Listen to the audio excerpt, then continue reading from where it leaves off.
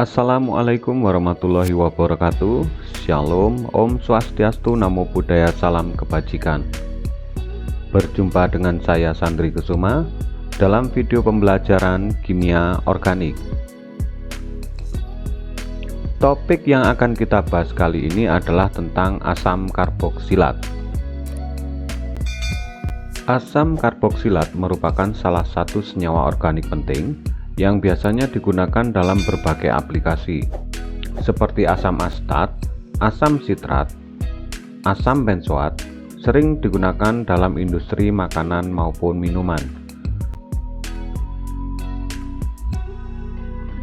Asam karboksilat merupakan senyawa hidrokarbon yang mengandung gugus karboksil yang terikat pada satu atom C. Gugus karboksil ini merupakan singkatan dari gugus karbonil dan hidroksil. Asam karboksilat mempunyai rumus RCOOH dengan struktur molekul yang secara umum terlihat pada gambar, di mana R dapat berupa alkil maupun aril.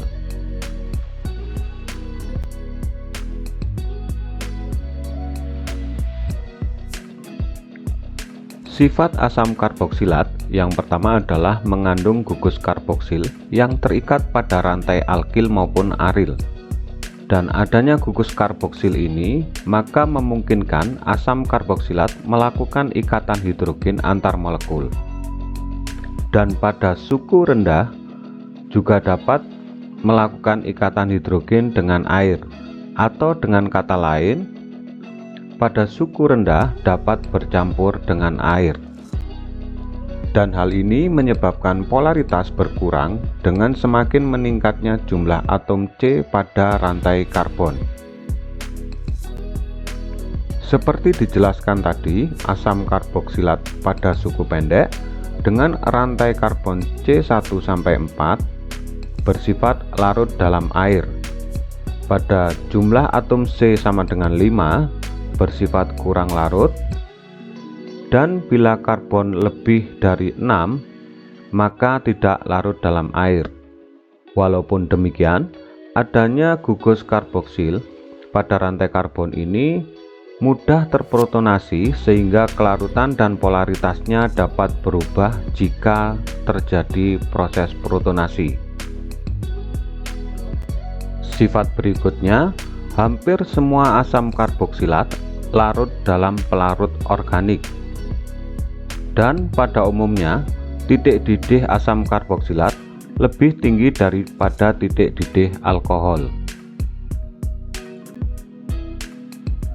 Berikut ini merupakan contoh asam karboksilat yang umum digunakan, antara lain asam format. Asam ini merupakan cairan tak berwarna, merusak kulit dan berbau tajam, serta larut sempurna dalam air.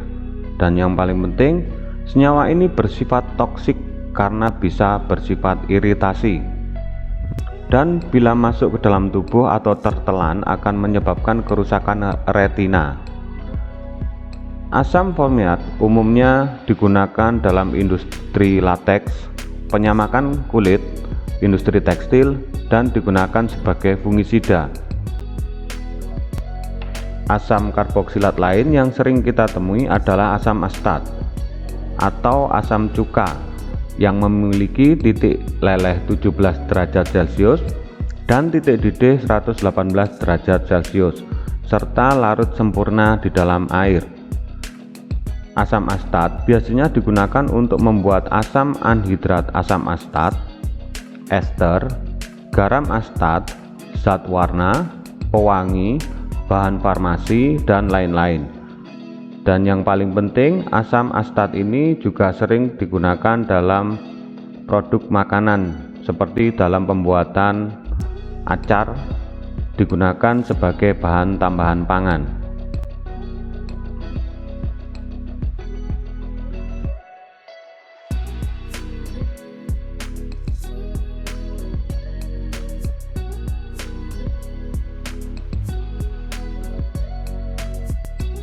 Untuk penamaan asam karboksilat, pada umumnya asam karboksilat rantai pendek antara C1 sampai dengan C4 menggunakan nama trivial atau nama dagang seperti asam format, asam astat, asam propionat, dan asam butirat.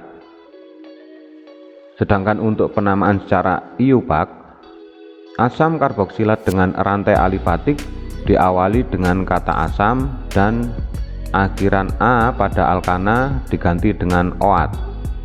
Bila terdapat 2 gugus karboksilat dalam satu rantai karbon, maka diberi akhiran di-OAT atau diberi akhiran tri-OAT untuk 3 karboksilat dan seterusnya. Seperti contohnya asam 3,3 dimetil butanoat. Pada contoh ini gugus karboksilat mendapat nomor terkecil. Berikutnya asam butana dioat dengan 2 gugus karboksil dan asam 2-klorobutanoat. Aturan berikutnya adalah penamaan senyawa karboksil yang terikat pada rantai siklik, maka diberi awalan asam dan akhiran karboksilat. Contohnya asam siklopentana karboksilat. Berikutnya ada asam 3-metil heksana karboksilat.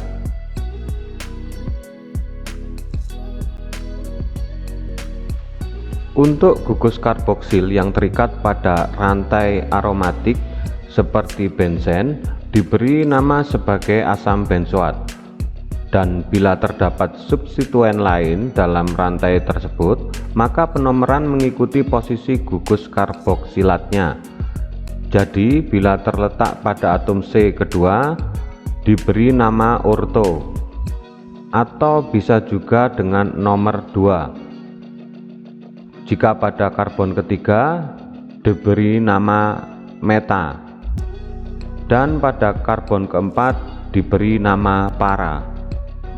Seperti terlihat pada contoh, ada asam salisilat atau asam ortohidroksibenzoat, atau bisa juga asam 2-hidroksibenzoat. Berikutnya ada asam 4-aminobenzoat atau asam para-aminobenzoat, dan ada asam 1-etilbenzoat atau asam ortoetilbenzoat. Reaksi-reaksi yang dapat terjadi pada asam karboksilat antara lain yang pertama ada reaksi asam basa. Asam karboksilat pada suhu rendah dapat dengan mudah bereaksi dengan suatu basa. Hal inilah yang memperkuat bukti bahwa memang asam karboksilat bersifat asam, walaupun sifat asam ini lebih lemah daripada sifat asam mineral seperti HCl atau HNO3. Reaksi asam karboksilat dengan suatu basa akan menghasilkan garam dan air seperti terlihat pada contoh. Reaksi antara asam astat dengan natrium hidroksida akan menghasilkan natrium asetat dan air.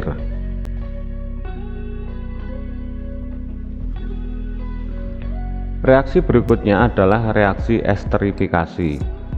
Asam karboksilat dapat bereaksi dengan alkohol menghasilkan suatu ester, di mana reaksi ini pada umumnya menggunakan katalis asam dan pemanasan.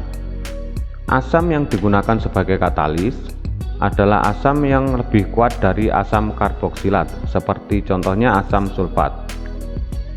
Secara garis besar, mekanisme reaksi yang terjadi adalah substitusi atom H pada gugus hidroksil dalam karboksilat yang diganti dengan rantai R pada alkohol. Namun sebenarnya mekanisme reaksi yang terjadi cukup kompleks. Contoh reaksi substitusi ini adalah reaksi antara asam benzoat dengan etanol menggunakan katalis asam dan panas, maka akan menghasilkan etil benzoat dan air. Reaksi berikutnya adalah reaksi reduksi asam karboksilat. Reaksi ini akan mereduksi secara langsung karbonil yang terdapat pada gugus karboksilat. dan mungkin juga gugus karbonil lain selain karboksilat yang terdapat dalam senyawa asam karboksilat tersebut. Reduksi senyawa karboksilat akan menghasilkan suatu alkohol, dan reduktor yang umum yang sering digunakan adalah litium aluminium hidrida dan natrium borohidrida dalam larutan eter. Seperti contohnya, reaksi reduksi asam astat dengan LiAlH4 akan menghasilkan etanol. Untuk asam benzoat akan direduksi menghasilkan bensil alkohol. Dan untuk 4-ketosikloheksana asam karboksilat akan direduksi menjadi 4-hidroksisikloheksanol. Pada contoh terakhir dapat dilihat pada reaksi ini dalam senyawa terdapat gugus karboksil dan gugus keton. Maka pada proses ini kedua gugus tersebut akan tereduksi menjadi gugus hidroksi.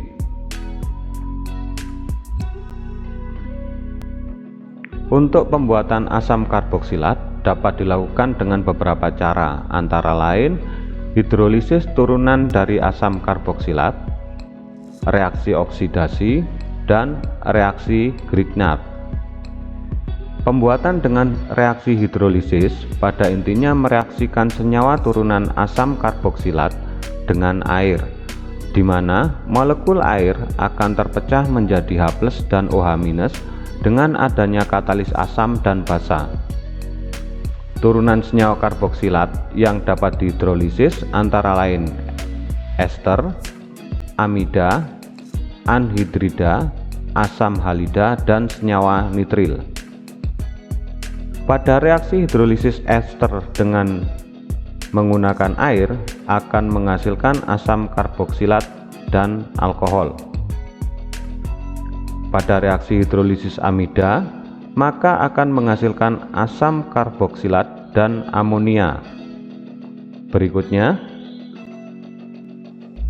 pada reaksi hidrolisis anhidrida maka akan menghasilkan dua senyawa karboksilat.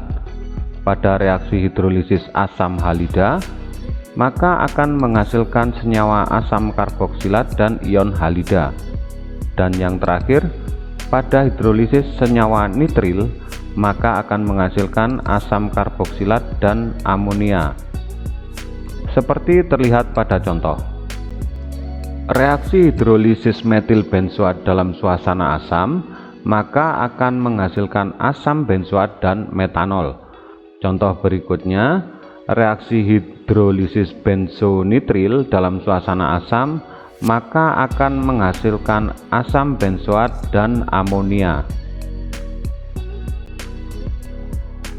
Pembuatan asam karboksilat yang berikutnya adalah dengan reaksi oksidasi.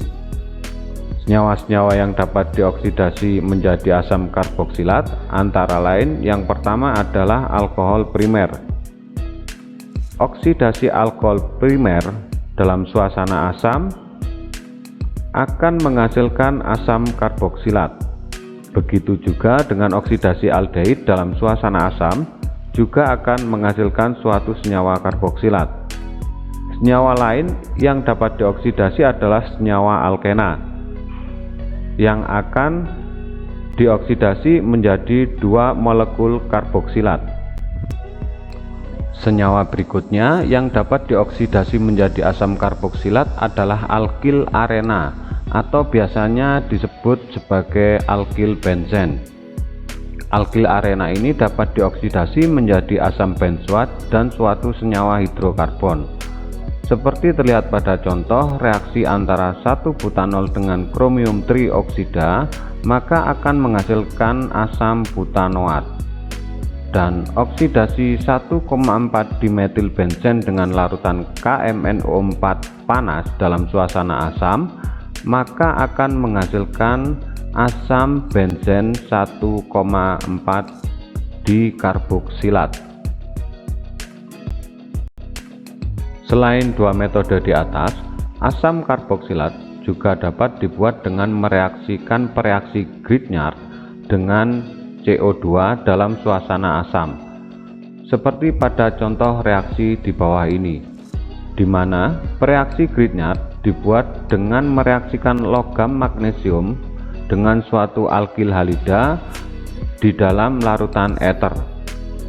Pada tahap selanjutnya, RMGX yang terbentuk atau reaksi Grignard direaksikan dengan CO2 dan air dengan menggunakan katalis asam, maka akan menghasilkan suatu asam karboksilat.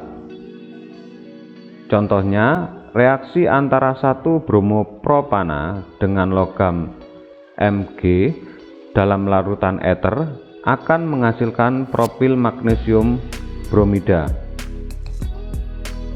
Propil magnesium bromida yang terbentuk ini direaksikan dengan CO2 dan air dengan katalis asam, maka akan menghasilkan asam butanoat. Pada penjelasan sebelumnya telah disampaikan bahwa pembuatan asam karboksilat dapat dilakukan dengan mengoksidasi senyawa-senyawa turunan asam karboksilat dengan suatu oksidator kuat seperti KMNO4. Senyawa-senyawa turunan ini antara lain adalah senyawa ester, halida asam karboksilat, anhidrida karboksilat, amida, dan senyawa nitril. Salah satu derivat asam karboksilat yang penting dan banyak digunakan dalam berbagai aplikasi adalah senyawa ester. Senyawa ester ini mempunyai rumus molekul ROOR, dengan R adalah suatu alkil. Senyawa ester berdasarkan susunannya dibagi menjadi 3 golongan. Golongan yang pertama adalah sari buah-buahan, yang merupakan ester dari alkohol suku rendah. Senyawa ester golongan ini mempunyai bau yang harum, sehingga dapat digunakan sebagai pemberi aroma pada makanan maupun parfum. Contohnya propil asetat atau propil etanoat yang mempunyai aroma seperti buah pir. Contoh berikutnya adalah etil butirat atau etil butanoat yang mempunyai aroma seperti buah nanas. Golongan berikutnya adalah golongan lemak dan minyak yang merupakan ester dari gliserol dan asam karboksilat suku tengah. Untuk lemak merupakan ester yang terbentuk dari gliserol dan asam karboksilat dengan rantai hidrokarbon jenuh. Oleh karena itu, biasanya lemak lebih identik dengan bentuk padat. Dan untuk minyak merupakan ester yang terbentuk dari gliserol dan asam karboksilat dengan rantai hidrokarbon tak jenuh. Oleh karena itu, cenderung berbentuk cair. Seperti contohnya tripalmitin atau gliserol tripalmitat yang merupakan penyusun dari margarin atau mentega. Golongan berikutnya yang tak kalah penting adalah golongan lilin atau wax yang merupakan ester dari alkohol dan asam karboksilat suku tinggi atau rantai panjang, seperti contohnya mirisil palmitat atau lilin tawon, mirisil serotat atau lilin tumbuhan kanuba. Tata nama senyawa ester dapat disebutkan dengan menyebutkan terlebih dahulu gugus alkil yang terikat pada oksigen ester dan diikuti dengan nama karboksilatnya, seperti contohnya metil metanoat atau nama dagangnya metil formiat, etil propanoat atau dengan nama dagang etil propionat, dan etil pentanoat atau nama dagangnya etil valerat. Sifat fisik senyawa ester antara lain pada suku rendah atau rantai pendek berwujud cairan encer, pada suku tengah berbentuk cairan kental, dan pada suku tinggi atau rantai karbon panjang berbentuk padat. Titik didih dan titik lelehnya tinggi, bahkan lebih tinggi dari asam karboksilat pada jumlah atom C yang sama. Hal ini disebabkan karena ester tidak dapat membentuk ikatan hidrogen antar molekulnya. Pembuatan ester secara umum dibuat dengan reaksi esterifikasi antara asam karboksilat dengan alkohol dengan menggunakan katalis asam dan pemanasan seperti terlihat pada contoh. Reaksi antara asam formiat dengan etanol maka akan menghasilkan etil metanoat dan air.